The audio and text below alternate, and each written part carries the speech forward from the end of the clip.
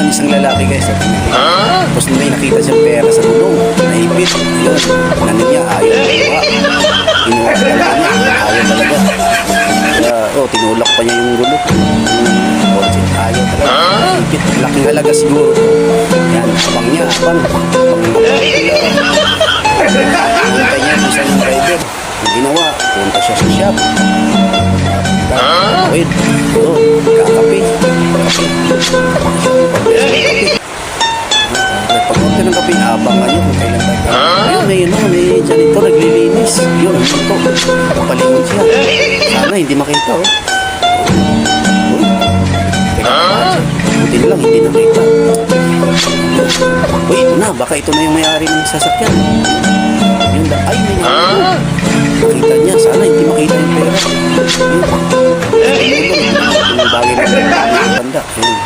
Buti, ay, salamat. Buti na lang. Kaya maya, may dumating, ay, may-ari na ng kotse.